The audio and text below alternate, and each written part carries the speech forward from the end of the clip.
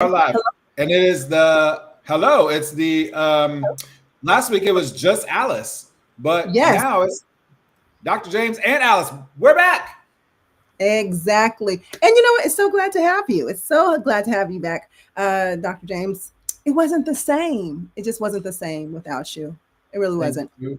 Thank you very much. I appreciate that. It was last week was a little bit crazy. Hello, everybody who's jumping in on the Instagrams and on the wherever we are live right now on YouTube, Facebook, LinkedIn, Instagram, and Twitter X. And last week, Alice, I'm so thankful that you could go live without me because it was a little crazy. I was on call at the hospital, and then I Yeah. left the next day to travel. I traveled all last week. I was in Atlanta at the CDC for a while, and then I was in DC at the ONS Congress, the Oncology Nursing Society Congress. So we're going to get to Mhm. that in a minute. I'm going to tell you all about it. But thank you for tackling the show all by your damn self last Monday. Listen, I did the best that I could, but I'm glad you're back. And thank you so much for everyone who's joining us again every Monday, 5 p.m. Pacific Standard Time here on LinkedIn. Welcome to the Dr. James and Nurse Alice show. And listen, it's your two favorite nurse practitioners. We're going to be talking about some of the latest advancements, as well as some of the pressing issues in healthcare today, about a story and a case in, what is it, Albuquerque, New Mexico, where the CDC has discovered that there were some cases associated to vampire facials. I mean, that's Yep. something that we really got to talk about. But I want to start with the technology piece, James, if that's okay with you, because Wait, I want to ask the question. Hold up before you put it on. yes, what's the Would question? you, for y'all watching, would you Okay, ask them, yeah. want to Ask have surgery? Would you trust your surgeon to do surgery on you to take a part of your body out using an Apple Vision Pro? We want to hear. Yes. Oh, that's right. Let's there's some comments and stuff. I better get this chat going. I gotta Right. get this chat. There's some Okay. chat. Oh yeah, the folks is chatting on the Instagrams already, but you got some other folks on your chat too. So we Yeah. want to hear from y'all wherever you are. If you comment, Yeah. usually we can see it and we can add them to the screen if we want to. But we want to know: would you let your surgeon perform surgery on you using an Apple Vision Pro, just without knowing what anything else? Well, I want to know how y'all feel. Alice, would you let them do that?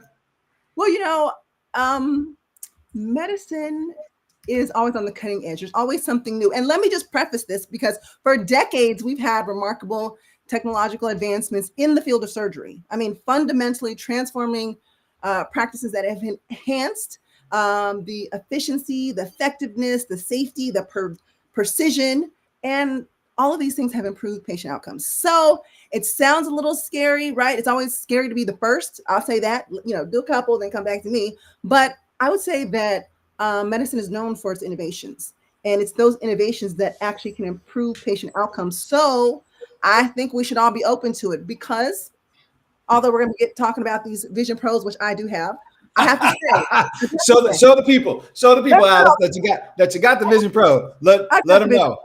Let them know. I do have the Vision Pros. I really do. But and I'll just and don't I look like I'm about to go scuba diving? But I have to say this: with the advancements of technology, I mean, James, we're already doing robotic surgery, right? You have things like the Da Vinci surgical system. I mean, these robotic surgeries have literally revolutionized many of the surgeries that are very delicate, that are very complex. The precision, flexibility, and ultimate control of the surgeon. So we have robotic surgery. We've done minimally invasive surgery. That's your laparoscopic and your endoscopic techniques with doing procedures. I've had that. I've had when I had my fibroids removed laparoscopically. That's how they got to them. Minimal cuts, decreased downtime, decreased risk of infection. I mean, that's something that's amazing, right? We've also had 3D printing, and that's when surgeons do a kind of a 3D printing so they can kind of get an exact replica on the very small, not necessarily always small, but the very complex structure that they're going to be doing surgery on. Right. So they can, kind of practice. It's like laying out a map the night before and rehearsing, if you will, how they're going to do certain procedures. So that we have that. We also have now this. I mean, Alice, you bring up some bomb statistics because someone, our friend Heath in the comments mentioned that they worked with a client who was in this area and that 26% of all medical errors are preventable surgical errors. So the potential is there for this to really improve patient outcomes, which is what we all about. But as they said, I think this is where I stand too. I just don't want to be the first one to do it. Okay, well, you're not the first. You're not going to be the first one now because it's already been done, James. So it's already been done. So yes, there is a surgeon. Oh my gosh, don't quote me. Out of the country. In the UK. In the UK, he actually did very complex spinal surgery with much success. Basically, and so let me talk about this. So these are the Apple Vision Pro. They are not necessarily economically available to everyone. Girl, I dropped a couple bags on this one. Let me sip my drink because that's not some chump change. You're not going out to 99-cent store or Target, baby, and getting you some Apple Vision Pros. So for full transparency, many people are probably more familiar with what was called Oculus, but now are called, what is it, Meta? No, not Meta. What are they called? I think do they still call them Oculus? Oculus. There's another name for it too. Well, there's a bunch of. There's a VR for PlayStation. There's like all kinds of. So those are $399. Those are like $399. You add a 0 to that, and you can get these.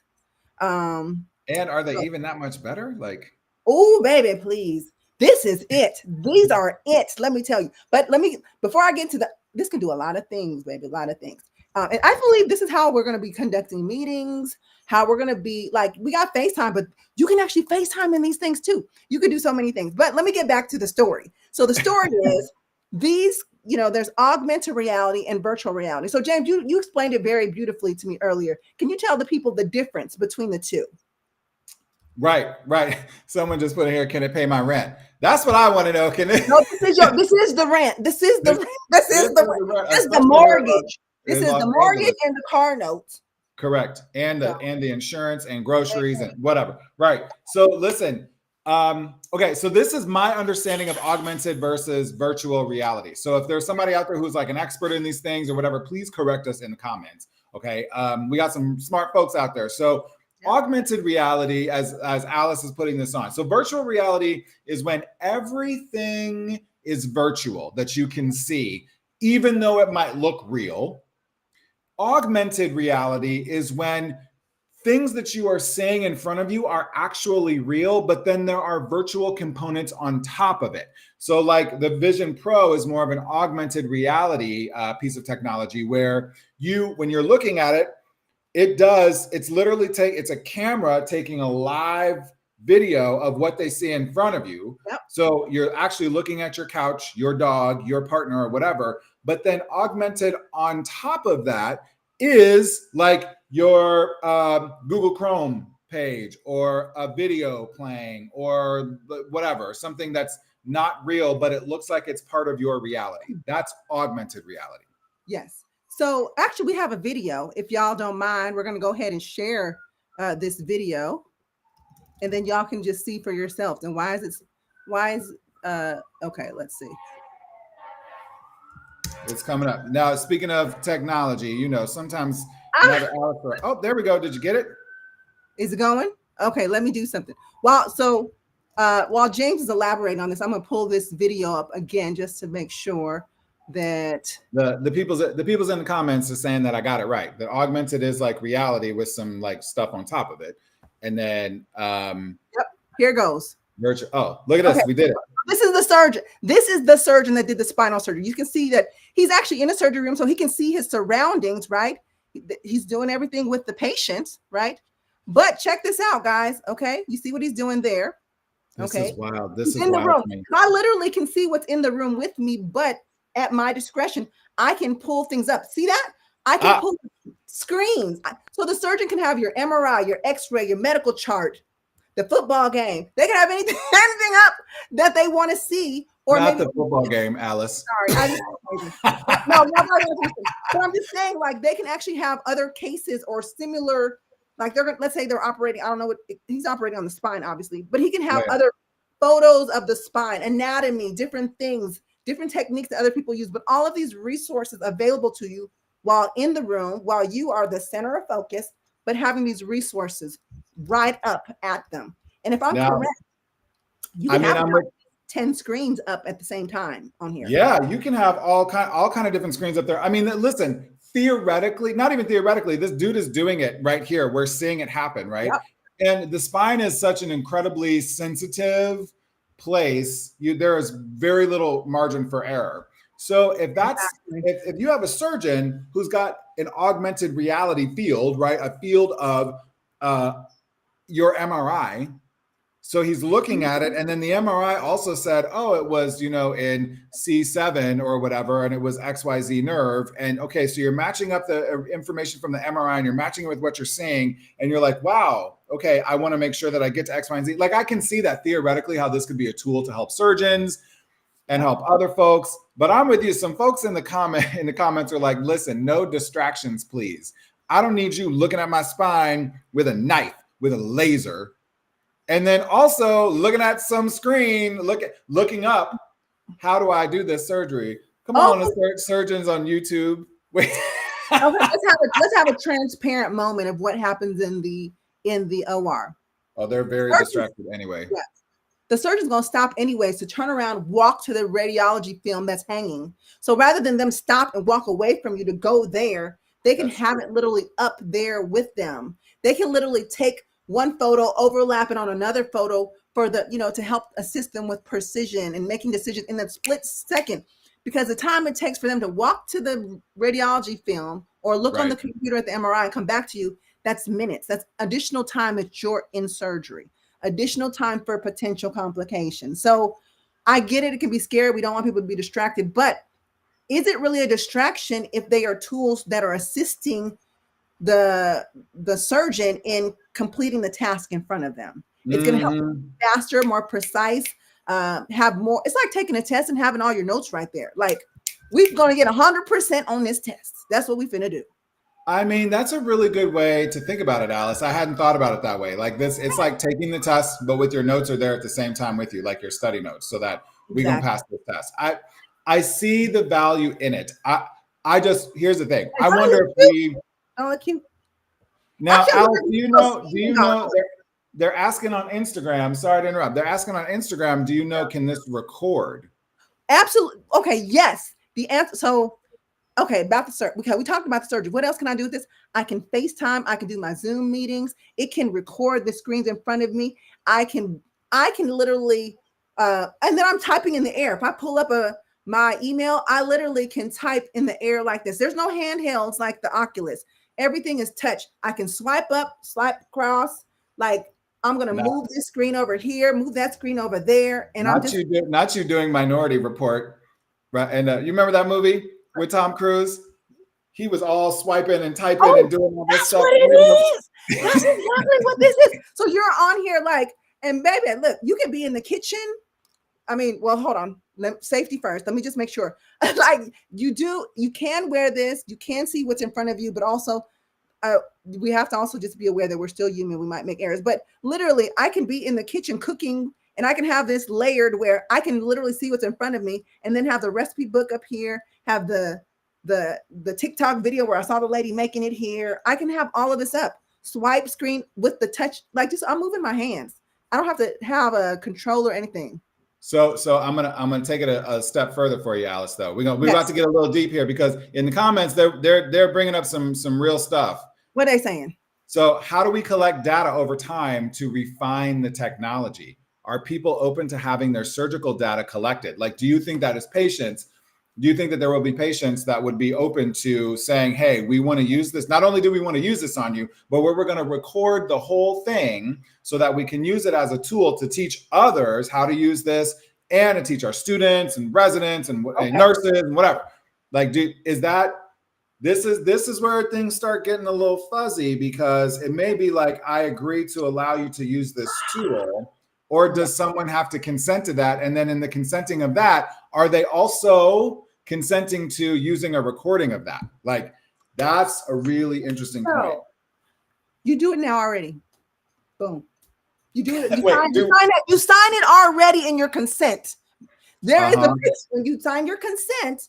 You'll have to look at your consent specifically, because I'm not an attorney, but I have participated in enough procedures to know that when you are consenting to things, there's actually a line that asks you if the whatever the opportunity can be used as a teaching opportunity for someone else. Can we record? Can we take pictures? And unless you've proactively opted out, baby, you is in. We already been doing this. And I think so many people, Mic Alice, drop. don't know that. I Mic want to drop. know, just not mic drop. I literally have my microphone here. That probably was loud. Sorry, not mic drop.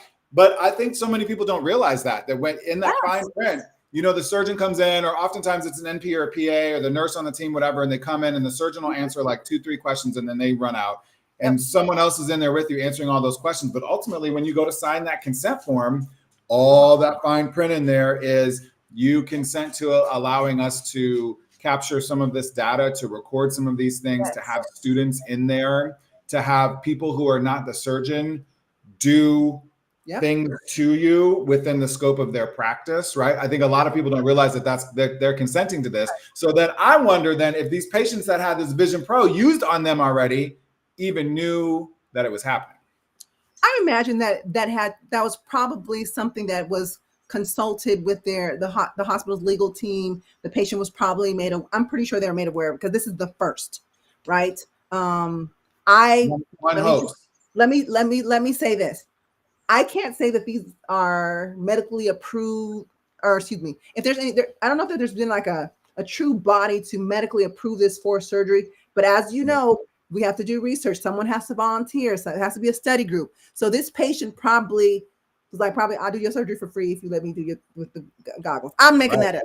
My husband is crazy about technology. My husband will probably jump at that. He'd probably be like, oh yeah, you're going to do the surgery with the Vision Pro? Yeah, go on ahead. Like, I'm into it. Whereas I'm the opposite. I'll be like, nope. I want grandma who has done this. She has done this surgery for more years than I've been alive. I want her to know the inside of my body without even looking at it, because she done seen it so many times. Like, that's what I'm one of those. I'm like, give me old school ride or die. You're going to take something out of my body. I want you to have done it. But that's why they have done it. They're just advancing the technology. And let's just think about this way, James. I'm sorry to cut you off, but the way we got to robotic surgery, the way we got to laparoscopic surgery, the way we got to 3D printing, even also laser surgery, telesurgery, all of those things is because we were building on things that we'd already done. There's no way we could have gotten to this if we hadn't done robotic surgery, if we hadn't done all those other things. So I believe that this is evidence that the science is getting better, the technology is getting better. All of these things, it's getting better. It's getting better. Just imagine for all the people who had, I don't know, let me say the block cell phones. Eventually they switched to a flip phone. Eventually just like cell phones and technology, look how advanced a cell phone has gotten. Things get better over time. Obviously, is anything perfect? Absolutely not. Will there be cases when these are used and something doesn't go as well as planned? Probably so, but that happens just with other surgery as well. I think the more we use it, the better we get. I love your optimism about this, Alice. I think it's great. Because listen, you're right. There are so many technologies that we all benefit from, and there's so many technologies in the medical space that you're right haven't happened. Though some people in the comments have brought up some really interesting things. There's certainly some hesitation in particular communities, right? Because so much of even gynecological care is the one that's getting the most media attention right now. Most of what we understand, which granted isn't enough, about the cisgender, like female body, is through experimentation that was done without anesthesia on Black women at the turn of the century. And, our understanding of syphilis through Tuskegee experiment, all these different things, what we know about genetics would not be where we are right now without Henrietta Lacks, whose genes were taken and still studied to this day in labs without her consent, without her knowledge. So I think some of this too, the lyric of this is like, yes, we want these medical advances. I want you to be as safe and efficient as possible. I want you to spend the least amount of time in my body as possible with the least amount of medications, right? We want to do all those things. But to get there, we're going to need some folks who are ready to get paid with the Vision Pro. And Tim Scott. What about Tim Scott? I want his ass to get surgery with this thing. That's what I want. So not Tim Scott. Who am I saying? Yeah, who's the Apple CEO? Tim Scott is a politician. Who is the damn? I don't even know. What is Trump? Trump calls him Tim Apple. Well, what's the guy? I don't know his name. I don't know. Tim Cook. Oh my God, Tim Cook. That's right. He sounds like a singer. Sound like a country singer. But anyways, let me just leave away with some key points to this before we pivot to our next story. So, I mean, the Apple Vision Pro, it integrates augmented reality to provide real-time 3D imaging and enhancement of surgical accuracy and outcomes.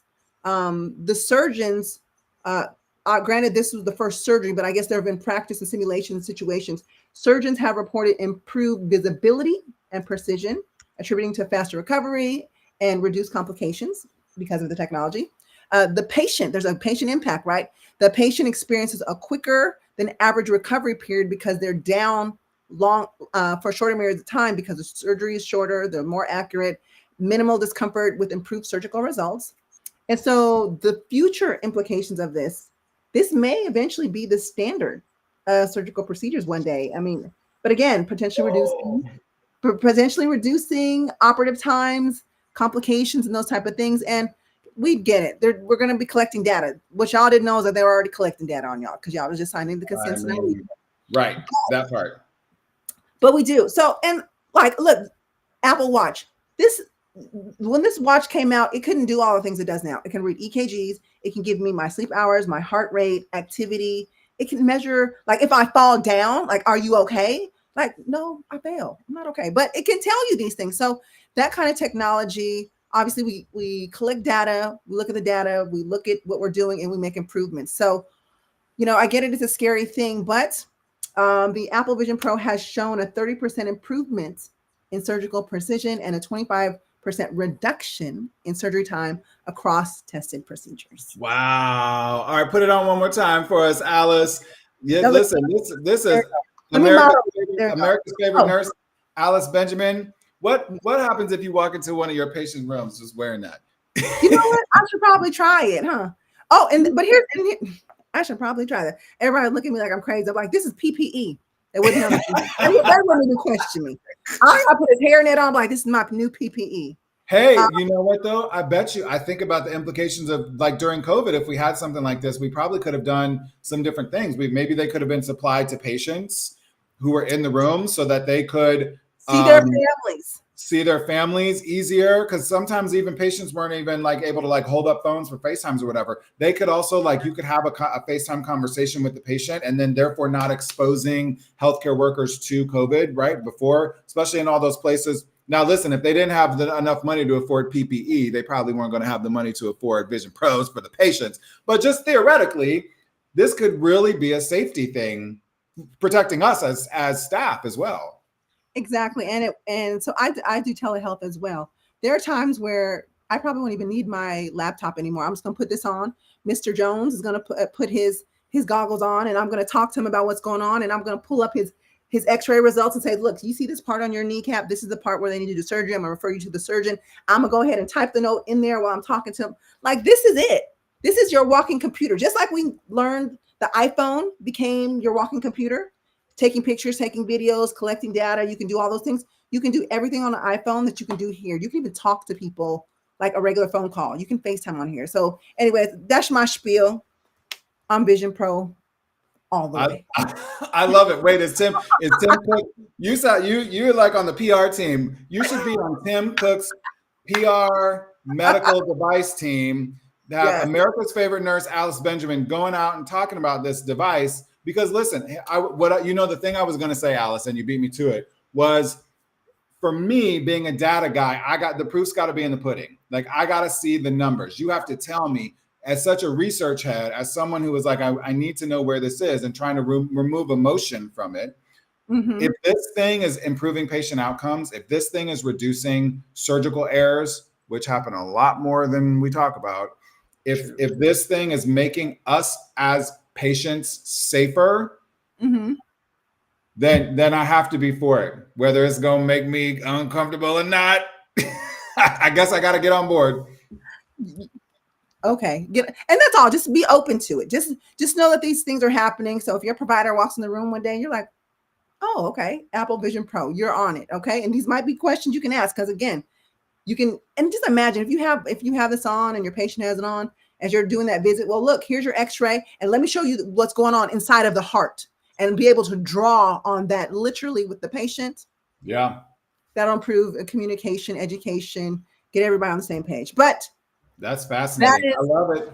That is the Apple Vision Pro. Now we're going to pivot, James, because there's some equally important. I wish this was more positive news, but it's not, because it's about a real serious public health concern that has emerged in Albuquerque, New Mexico, where multiple clients have been exposed to HIV following what is supposed to be a beautification process of the vampire facial treatments at a local clinic. So, yeah. And you know what? Side note, I didn't get a vampire facial, but I did have some type of laser or something to kind of tighten this up so I can continue looking young. But that's scary. You're going in there for an elective procedure thinking, that you're going to just come out on the other side looking just more beautiful. And you come out potentially exposed to HIV. James, I'm gonna let you take it. And not even knowing, right? There are now 3 more people living with HIV in New Mexico because of errors made at an unlicensed, unregulated medical spa in New Mexico. And I think that's a really, really important point. So for y'all that maybe don't know, these vampire facials, what they do is they take your blood, they spin it in a centrifuge, and it separates out into all its little components, and they take the plasma and they re-inject it back in you in a bunch of little microneedles all over your face. And it stimulates collagen growth. And you get the plump, firm, yummy skin. That's, the Kardashians made it famous. And it's been around for a while. Well, in 2018, there was a case of a woman who had no other risk factors for HIV. And we don't like the word risk, but for this conversation, had no other factors potentially exposing her to HIV, but she found out she converted, that she is now someone living with HIV, that she's HIV positive.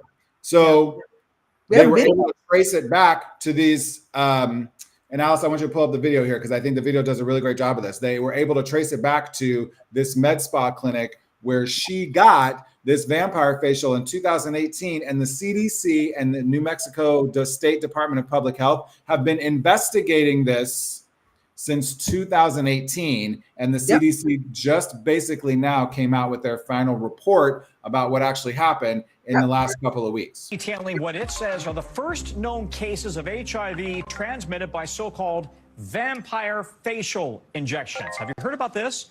The agency is detailing 3 cases where women ended up being diagnosed with the virus, most likely after getting the treatment at an unlicensed spa in Albuquerque, New Mexico. The first case came up in 2018. Then another woman tested positive for HIV a year later, and a third case just last year.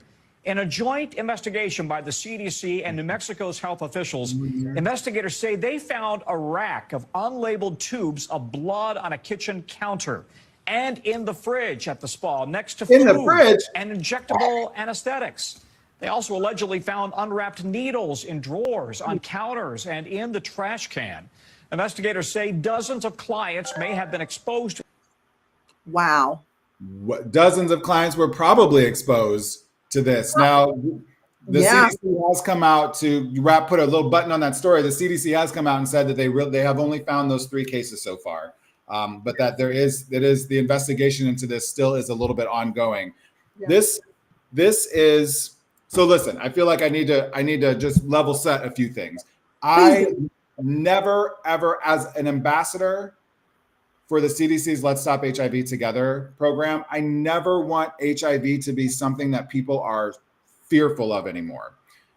This is not at all to be fear-mongering. Alice and I do this every Monday and do all the things that we do in terms of education. So these people are living with HIV now. If they have the means and resources, which a lot of people do now, we think HIV is like a chronic condition. I speak about this all over the nation, on television, in lots of different arenas. And I often tell people that now with the medical advances and technology like we're talking about that we have, HIV is, for most people, not the thing that's going to kill them.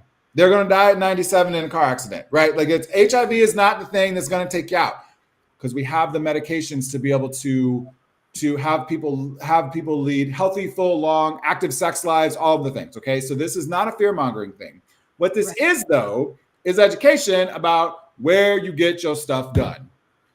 So it Yes. is so incredibly important before you go get anything done, a cosmetic procedure, an orthopedic procedure, you get your nails did, like whatever you're going to do, Oh that yeah. you actually do some research on where you're going and make sure that they have at very, very least a license. This place was not even licensed, Alice.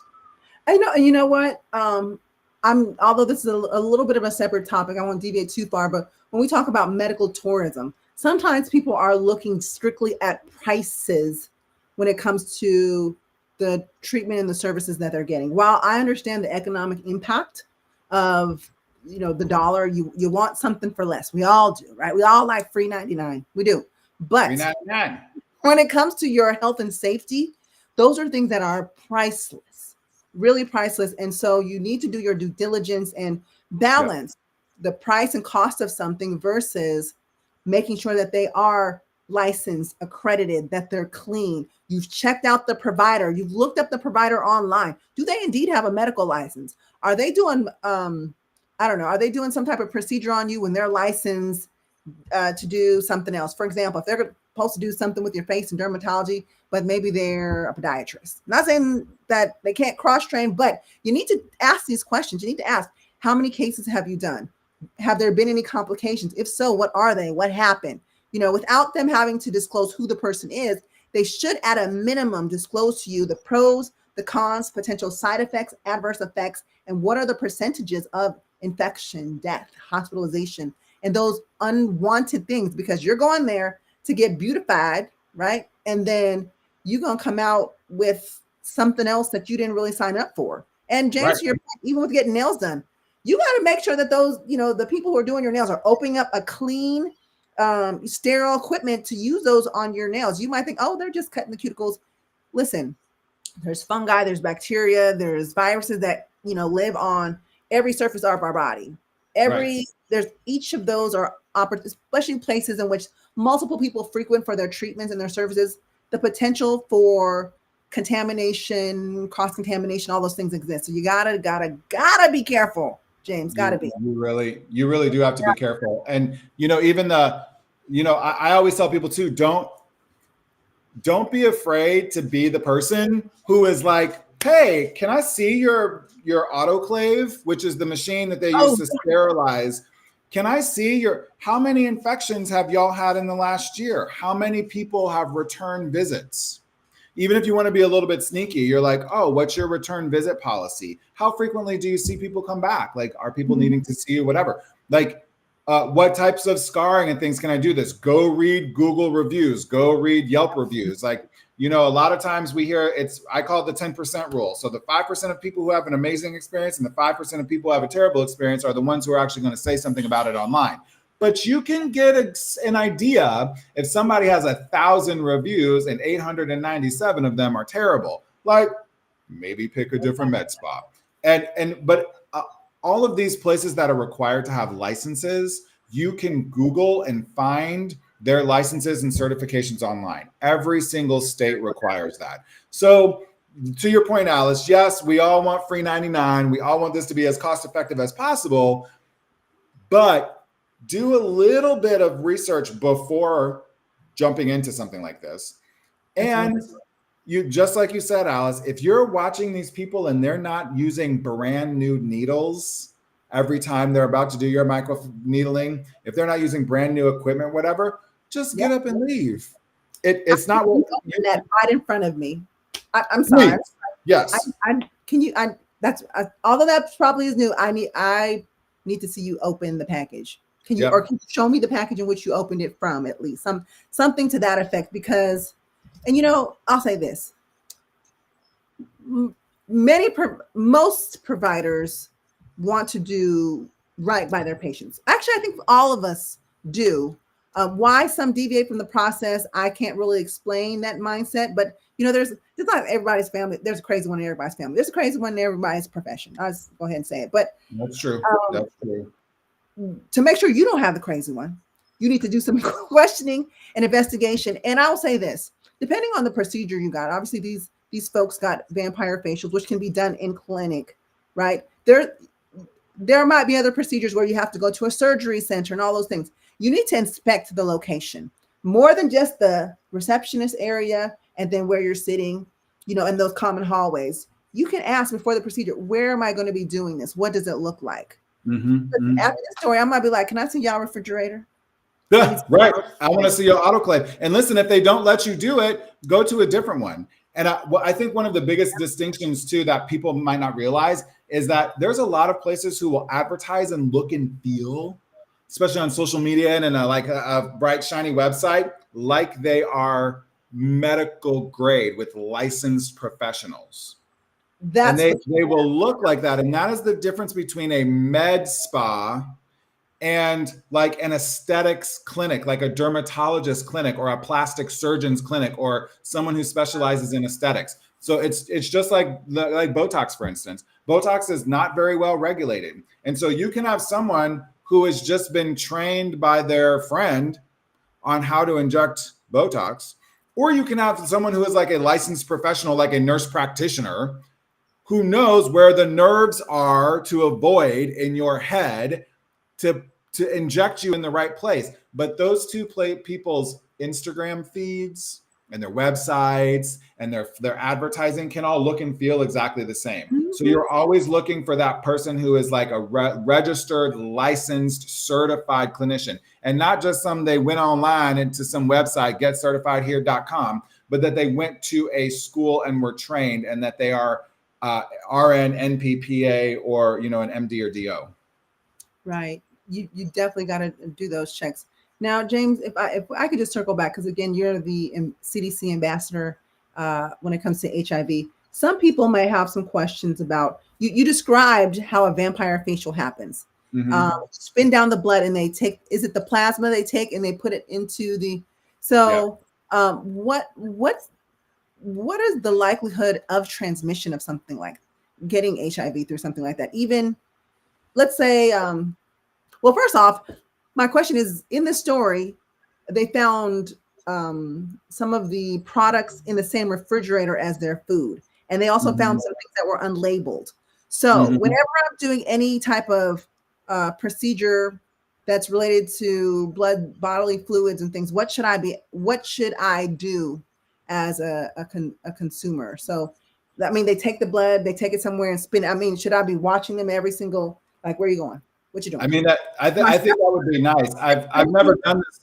Yeah, I've never done this before, so I don't know if the centrifuge where they're spinning the blood before they do the vampire facial is should be something that they do in front of you. Okay.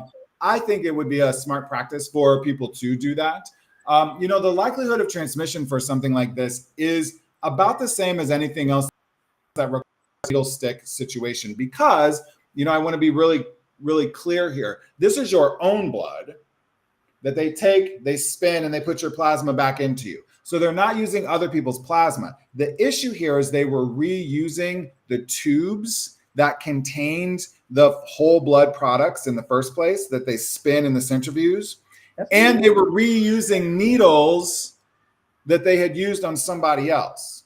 Now, the HIV virus is very, very fragile. So when it is exposed to air, when it is exposed to other elements, viruses are not alive, okay? They're not living anyway, but the virus will decompose. It'll fall apart fairly quickly. So what that means is that they were probably using those needles on several people in a row very quickly. And the people that they had used it on right before probably were living with HIV and had a higher viral load. So plasma in and of itself will have some retained blood products that then make it easier when you're, doing hundreds of small injections on the face. So imagine you use a needle that's already got a little bit of blood in it from someone else before you. They just shove your blood into that needle and then they just poke it back in your face. So you're getting that other person's blood too, or the person before them and the person before them. So this is rare, by the way. This does not happen. Generally speaking, microneedling is very safe, but we do see different outcomes based on where people get it. So if you're getting microneedling from a plastic surgeon's office, from a trained NP or PA, from someone who is licensed and certified, we see almost no issues with this whatsoever. And go ahead, James. Well, just when you go to any old med spa, Joe Blow, fish and grits, and microneedling down the street. Yeah, fish and grits. I like fish and grits. That's what I'm saying. And but I'm not getting my vampire facial at the same place I'm getting my fish and grits. Just saying. True indeed. Although it would be convenient, but no, don't do that. Because I'm like, I got to get in the car and go nowhere. It's all here. All right. You're like, wait, you finna beat my face while I beat this food? There you go. Exactly. But also, I also want to mention this. With these clinics, I think so. There's two things here. There are people who are maliciously doing things that are wrong. And sometimes there are errors that are made because you perhaps hired the wrong person or, and that's why it's very important for people to be medically trained with certain things because usually, right, the healthcare provider, what's a physician, nurse practitioner, or PA that's doing most of this work, right? The licensed healthcare professional, they may have a team working with them. Are these medical assistants? Are these interns? Are they just, the homegirl who's off today who needed to just pop in and help? So I don't know for sure, but I just want to throw this out there for consideration that perhaps it could be that there was an unlicensed person working in the clinic who did not have a good concept or understanding of infection control, biohazardous waste, bodily fluids, and disease that can be transmitted through them. It's not a good excuse for the overall thing, but sometimes that's how things happen. Clinics are very well intended. They have their protocols and procedures, but then it just takes one person to make that error mistake. So I don't know. I'm just out there for I agree with you and sometimes when there are like one-off errors or like sentient events that we talk about in the hospital. Yeah. But this happened 3 times over 4 years.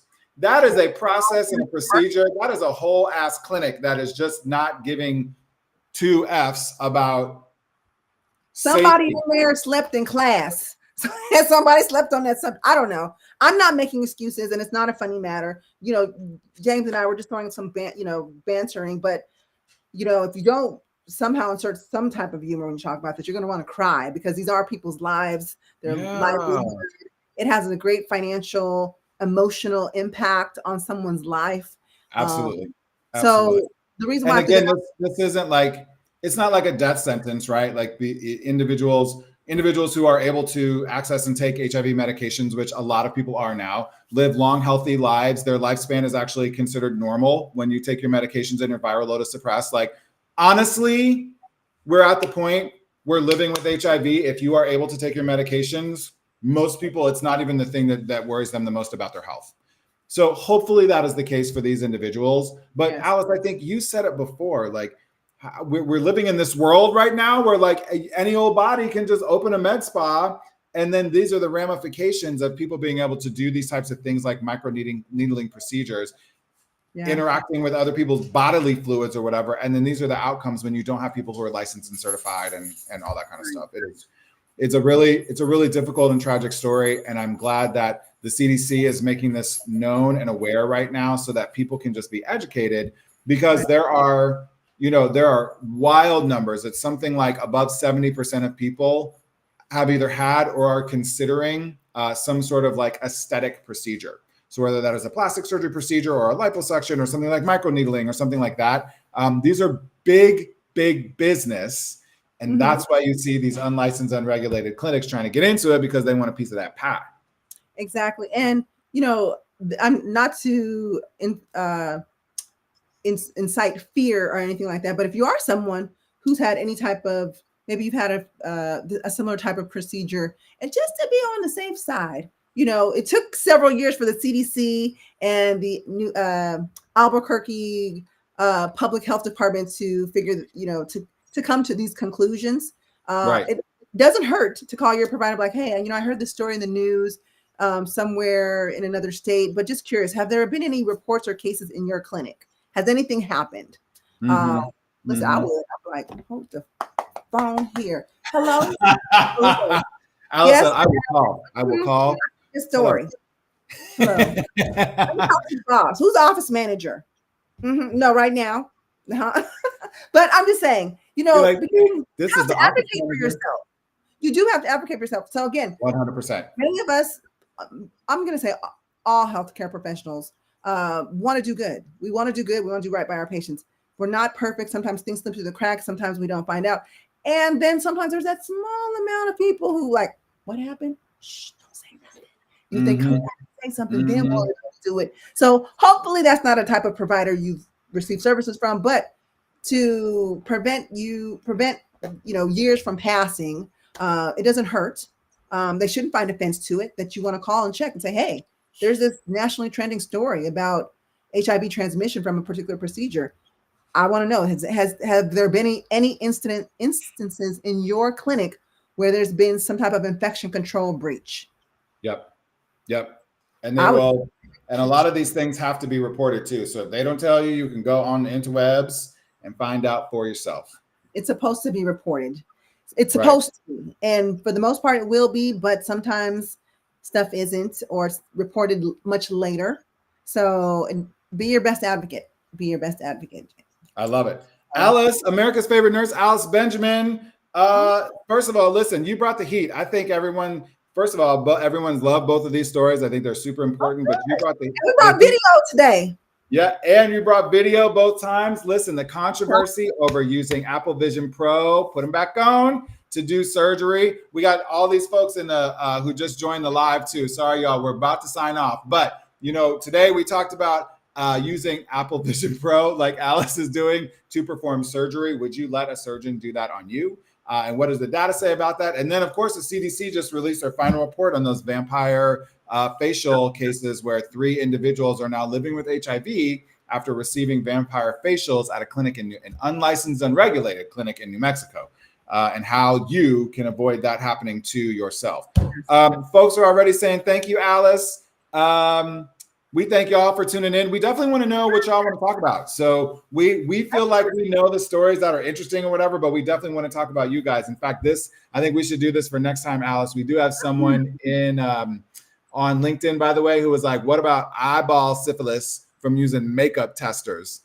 And I like that as a cliffhanger because we definitely should talk about, because I'm a Sephora girly. So don't get me in Sephora putting damn thing on my face. So I think we should absolutely talk about that next time. Well, I think that's a good story. And I have, in the emergency room, we see a lot of things. But what I've seen a lot about recently are people in these, and I always forget how to say it, the lichen toenails, the very thickened toenails that are like this. People are like, there's Alice. What's it called? Is it called lichen? It's the thick toenails that are like the fungi thick toenails that are like. I think I have a picture.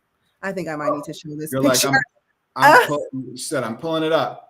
I mean, we can talk about that too because, baby, never mind. Well, anyway, let me ask this: what are some topics you guys want to hear? How about you guys drop some of those in the comments? Did they? Yeah. Because some folks will put them on the comments.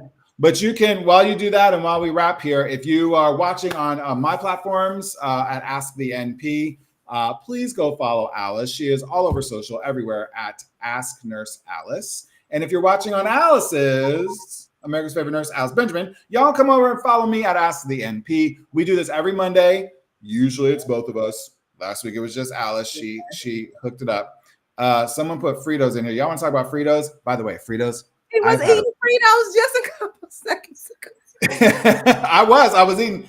At least they were baked. But anyway, so we definitely want to hear what you have to talk about. Drop us a note, drop us an email, slide into the DMs, all of the things. Leave a comment on this video. And we will be back with y'all next Monday at 5 p.m. Okay. Yes, we will. And then also just. Sexy, do your dance. Get it sexy. Get it sexy. Get it sexy. Get it sexy. Boy, you know this ass super fast. Fuck me good, I'm throwing this shit back. He wanna kiss me all over my tag. Wow. Okay, that was enough. That was wow. I know I was expecting that, but I think that was a good kind of got us. Oh, look, she cleaned them up. She got them cleaned up. I love it. But I have a lot of people who come in with feet whose toenails look like that, but it's not just what they look like, but it also hurts. So they're always asking, what can I take? What can I do? And I think that's something that's works because you're on your feet all day, right? You are. How do you wear tennis shoes? How do you function? Because if your feet hurt, how can you? It impacts your mobility, your ability to concentrate, so much more than what is directly impacted on your feet, and more than just being cute. Yeah. So you saw them. Love it. We doing it next time. Eyeball syphilis and funky toenails. And whatever else y'all want to talk about. We appreciate y'all so much. Stay tuned. We got more coming. We'll see y'all next week. See y'all next week.